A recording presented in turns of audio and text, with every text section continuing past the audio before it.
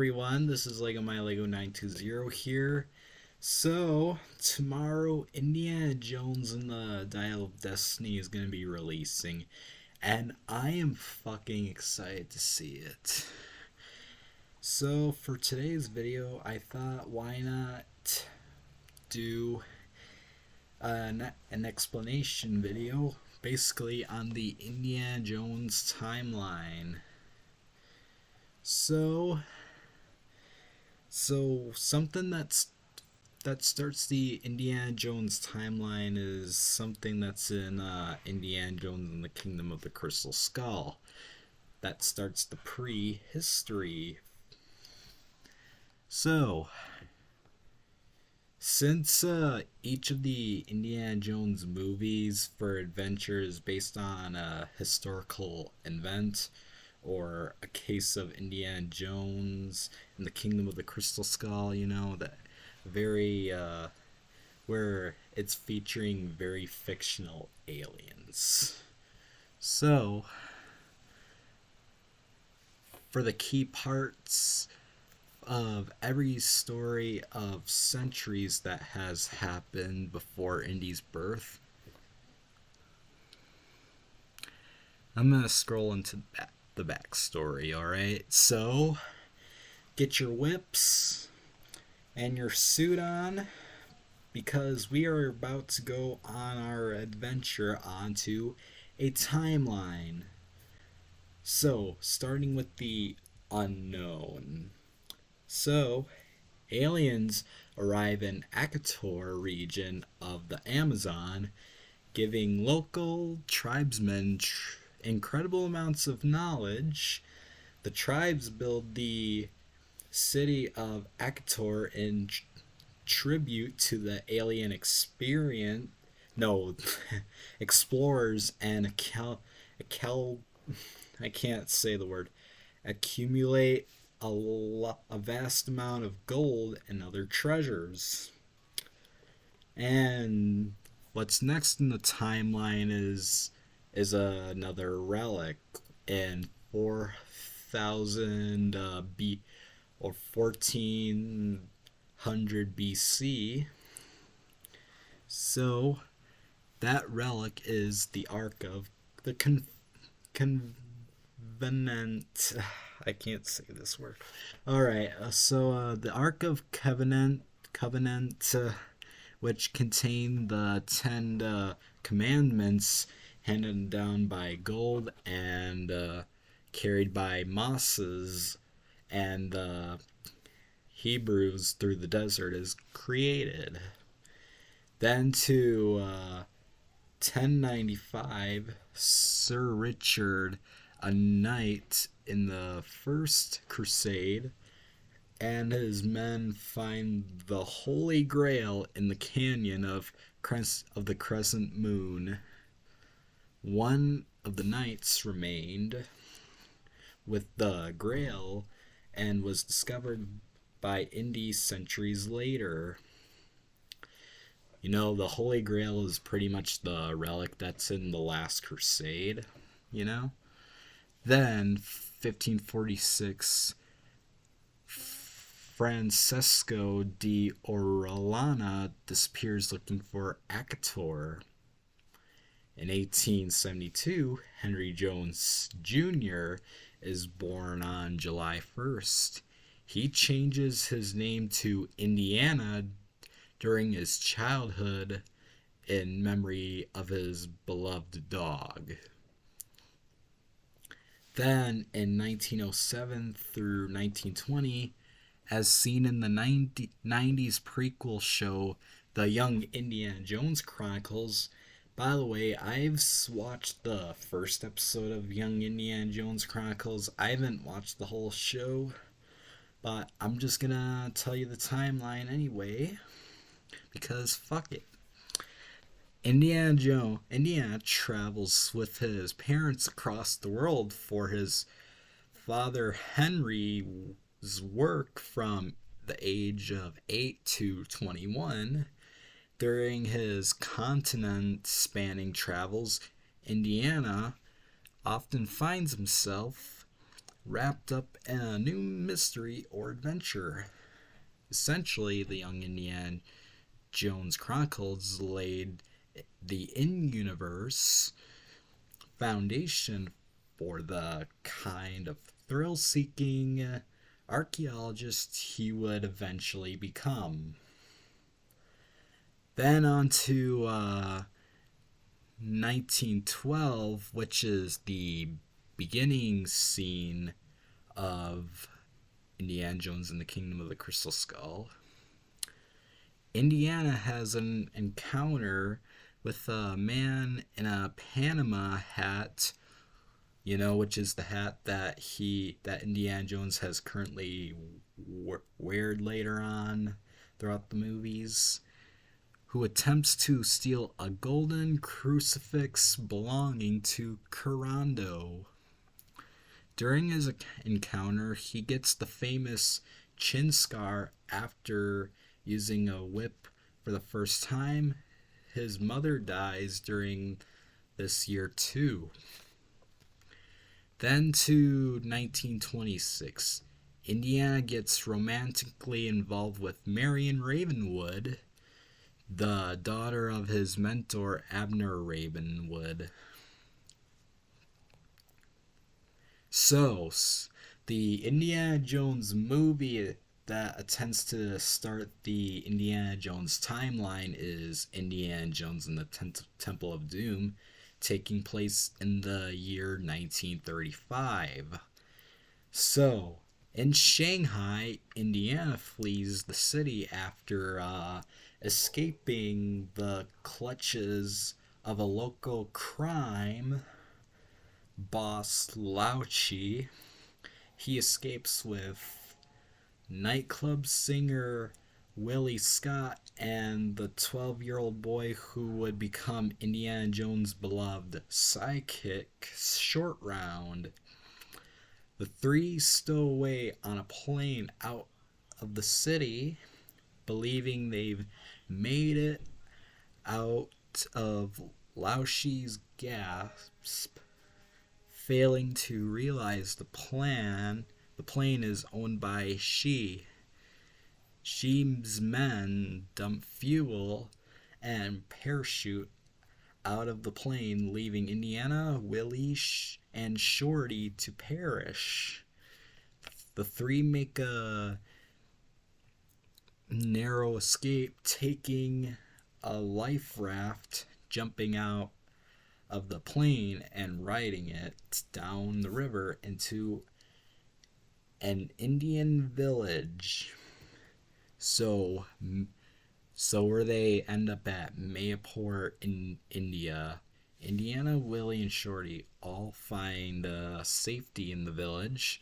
They learn from the villagers that children have been disappearing, which they believe is connected to the disappearance of a sacred Sankara stone. They are dedicated to Pankot Palace by the villagers after being told the stone was taken from a temple in the area. So yes, so you can see that the Sankara stone is a relic that's in Temple of Doom. Why? So, when they arrive to the village, Indiana questions the Pankot Palace Prime Minister, Chatter Lal. Lal rejects the idea that evil forces near Pankot Palace are the reason the Mayapur children are being stolen. Instead, he claims the Thuggee cult is behind the disappearances of the children and the Sankara stone.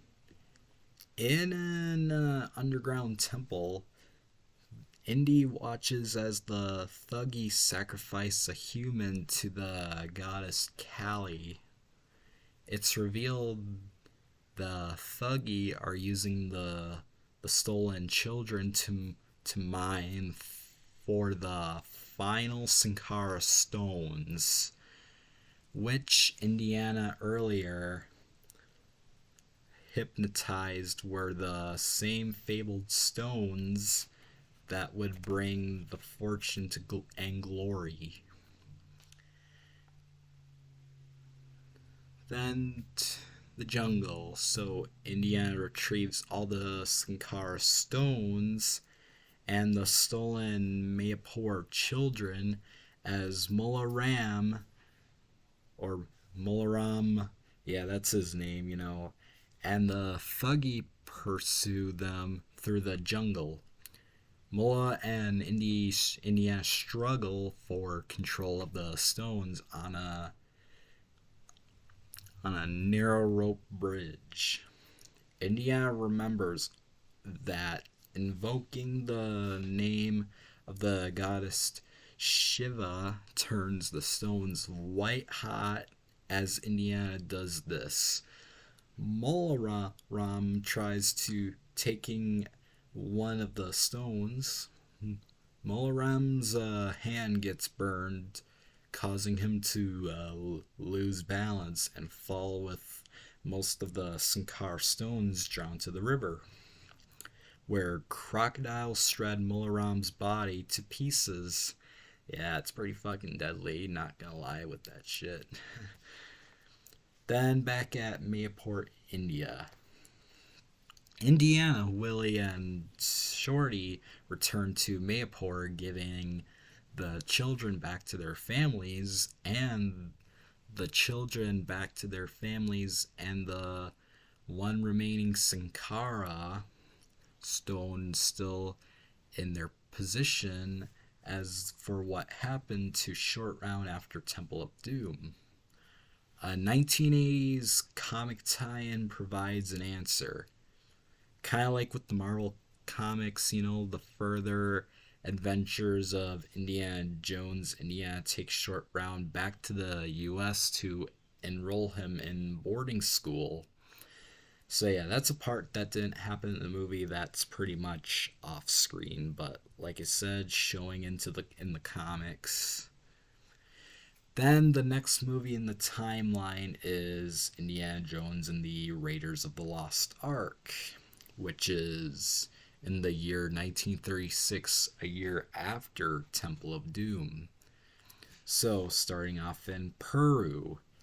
Set after Indiana Jones and the Temple of Doom in the Indiana Jones movie timeline, the first scene in Raiders of the Lost Ark sees Indy dodging multiple traps to retrieve a golden idol from an ancient temple. As he is leaving, Indiana is confronted by rival archaeologist Rin Belog. Indiana surrenders the idols to Belog, and Belloc leaves. Then to Bedford, Connecticut. Indiana Jones returns to work as a professor of archaeology at Marshall College.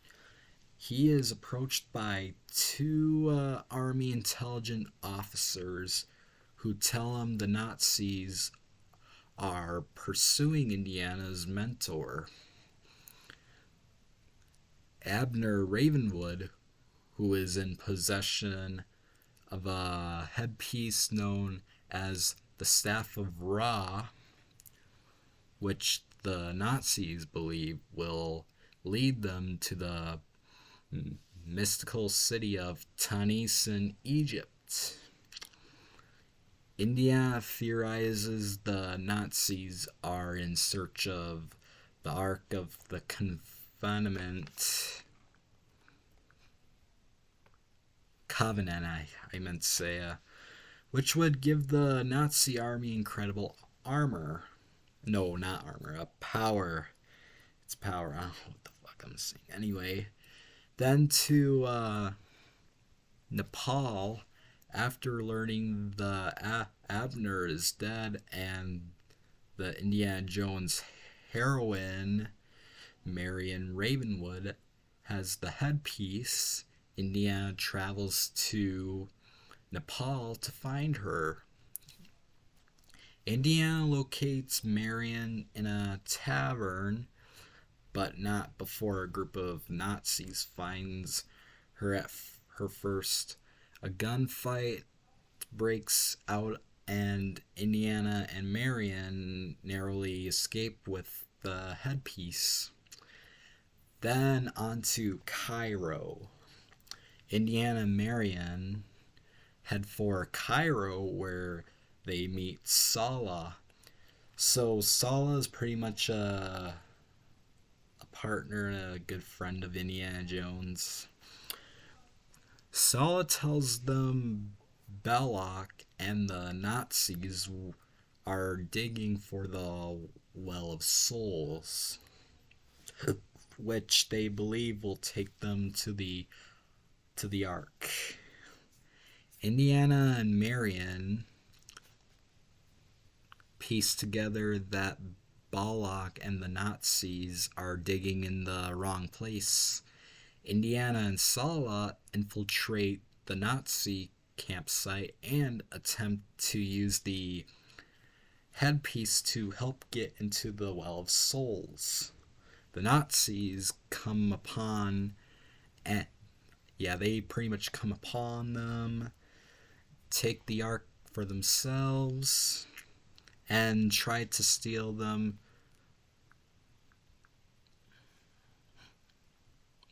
In the chamber, they escape with the Ark during a high-speed car chase, and all three aboard a tramp steamer bound for London. On an island in the Aegean Sea, I don't know if I can pronounce that, a Nazi U-boat intercepts the tramp steamer, with Belloc emerging and taking the Ark, Indiana and Marion captive. Belloc brings them to an island in the Aegean Sea, so Belloc can test the powers of the Ark before presenting it. What the hell? Oh, sorry, I'm just using an article for reference to explain the timeline, okay? And yeah, there's stuff in the way while I'm trying to read and explain.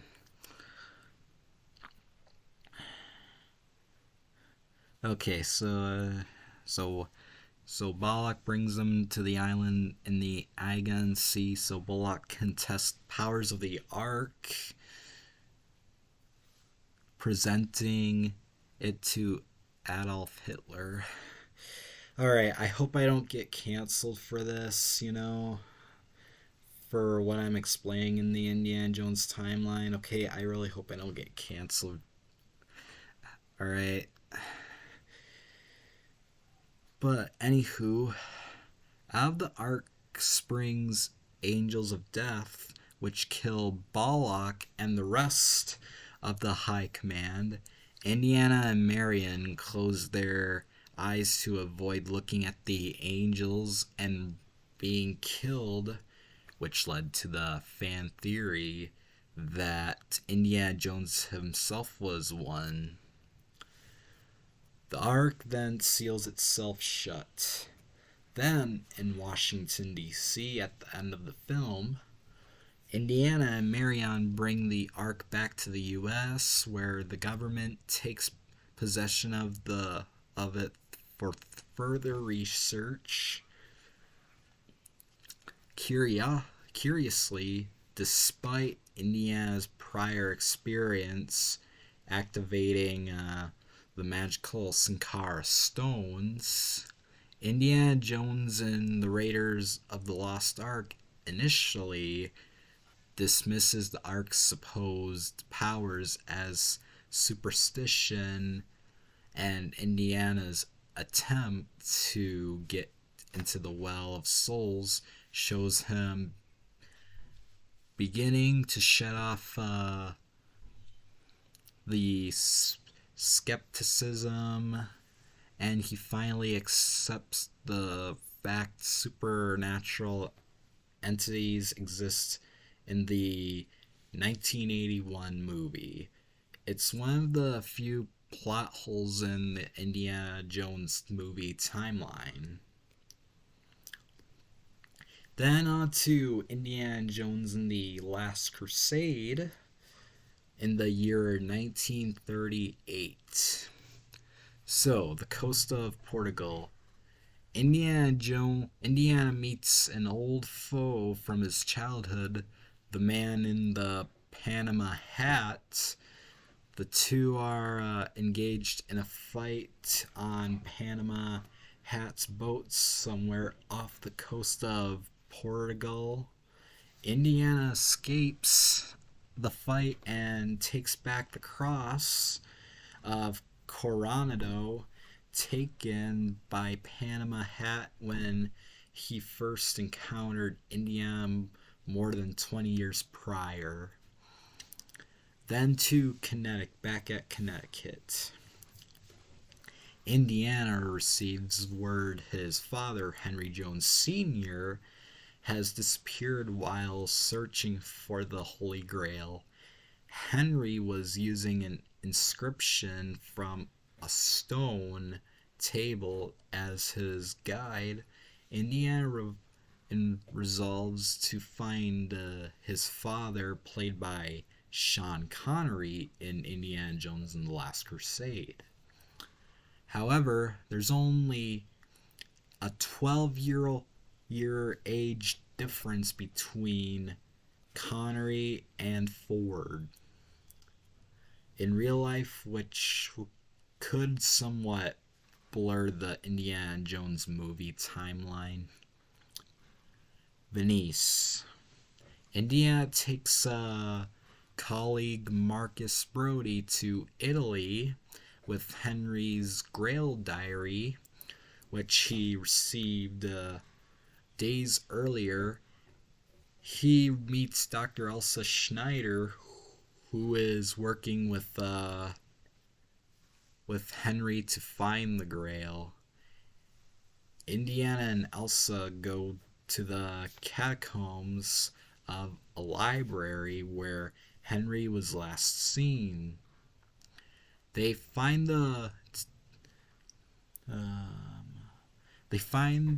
complete stone table inscription from the tomb of a knight from the First Crusade.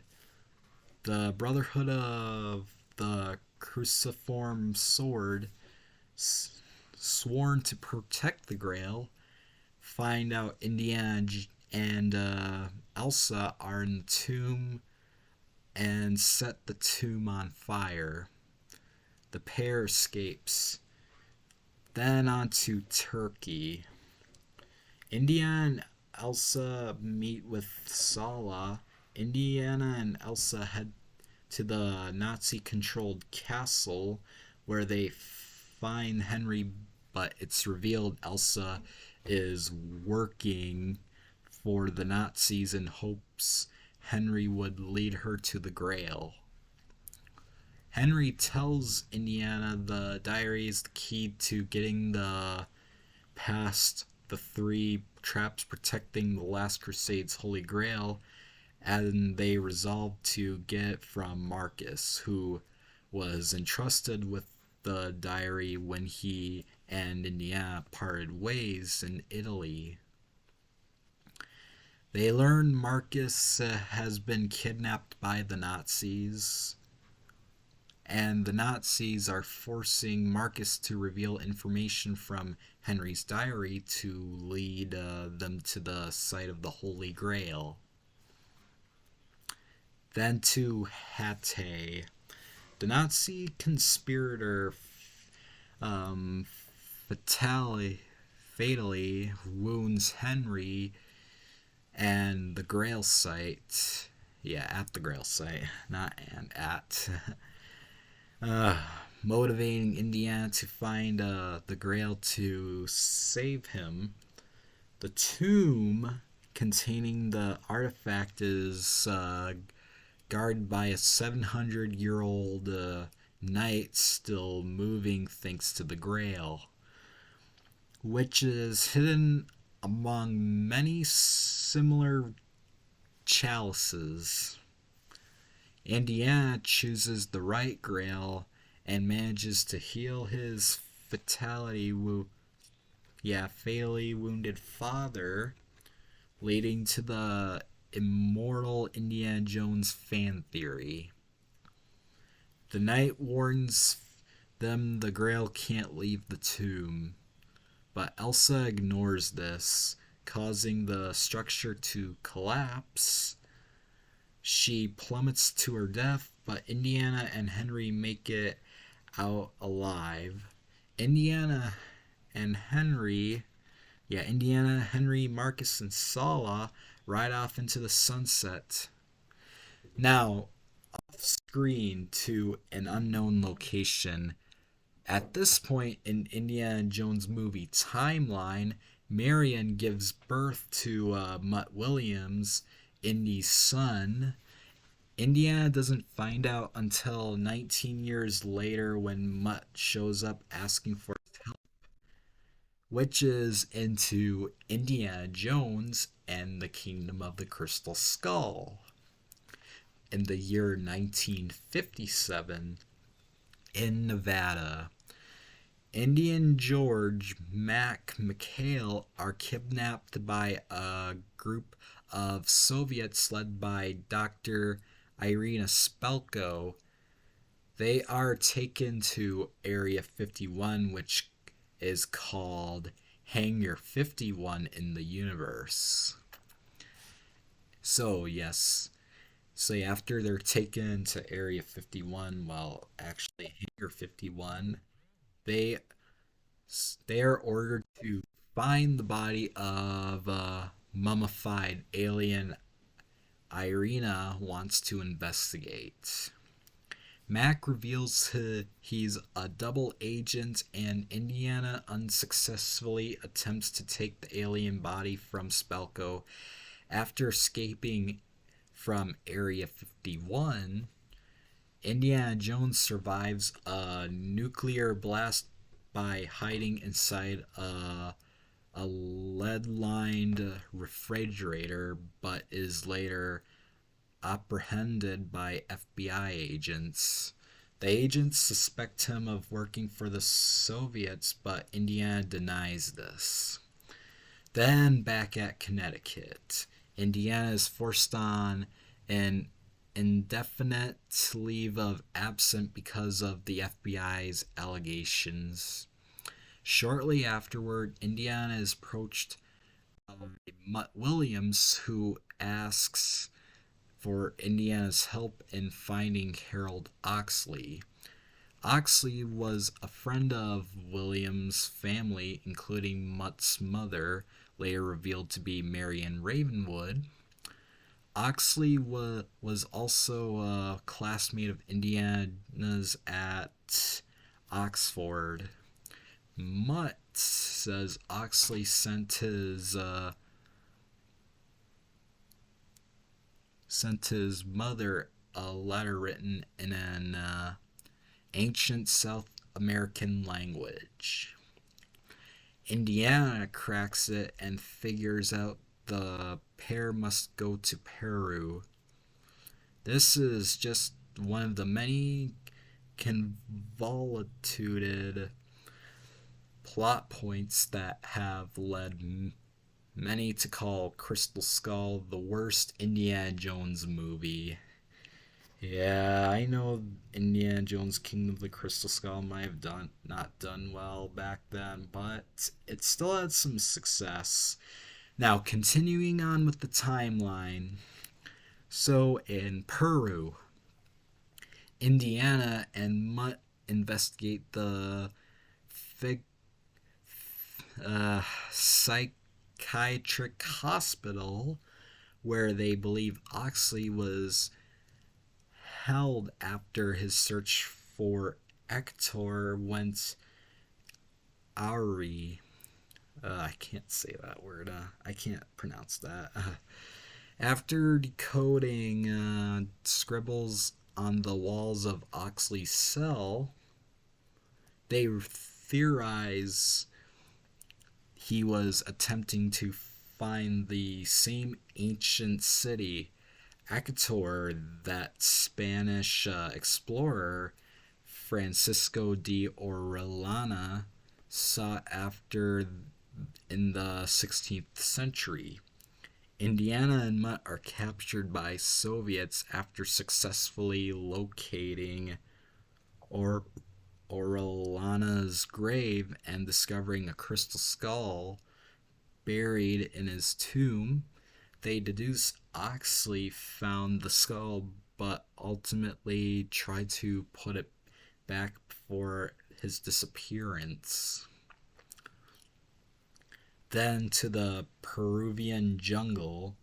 The Soviets take Indiana and Mutt to their campsite where Spalko waits with Mac, Oxley, and much to Indiana's surprise, Marion. Oxley is shown to have gone mad, which Spalko reasons was from researching the crystal skull for too long before putting it in Orellana's grave. Indiana, Spalko, Mutt, Marion, and Mac and Oxley all set off for Acator. During their travels, a fight ensues as Indiana, Marion, Mutt, and Mac try to break away from Spalko. The teams separate, with Indiana and his group getting a head start to Acator. Now to Acator. Indiana and the group successfully make it into Acator's largest building.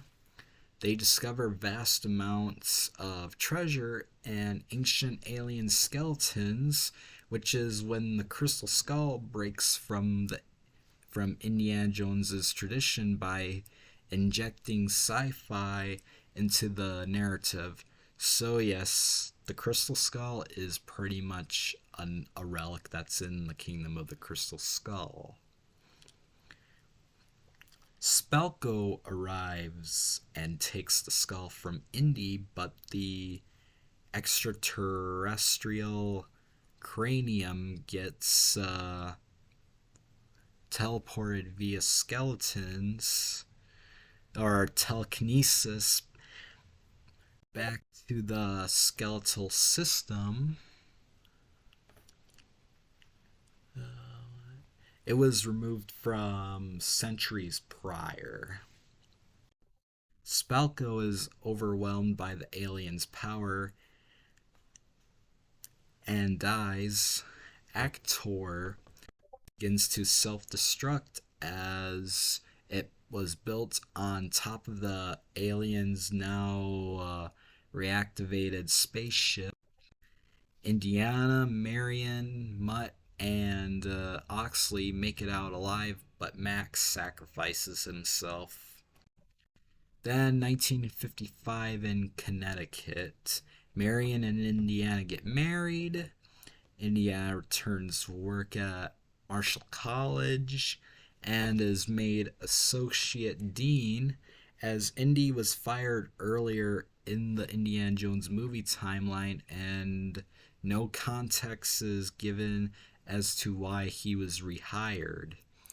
This is largely considered to be Crystal Skull's biggest plot hole.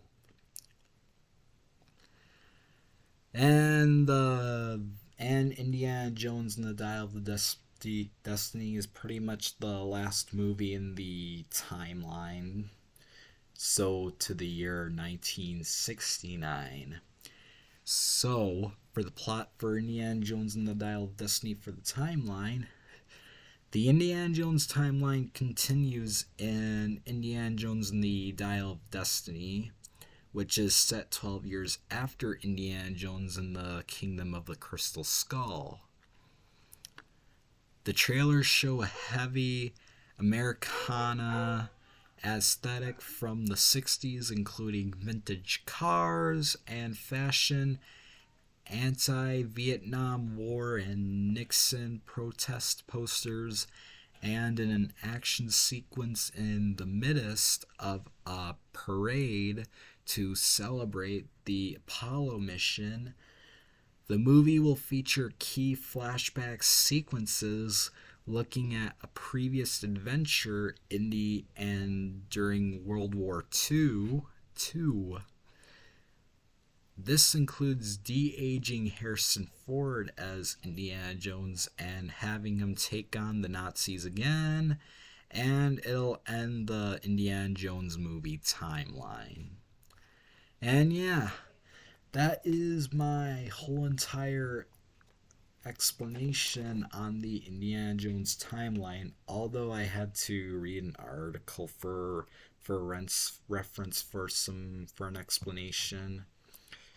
But yeah. So tomorrow, when I see Indiana Jones and the Dial of Destiny, there will be a vlog where I'm at the theater and giving my review and stuff and analysis, even some of my point of view. But that's all I'll do for this video. If you guys liked what you saw, make sure you click like and subscribe. Leave a comment down below. Tell me your thoughts, and I'll see you guys in the next video. Goodbye.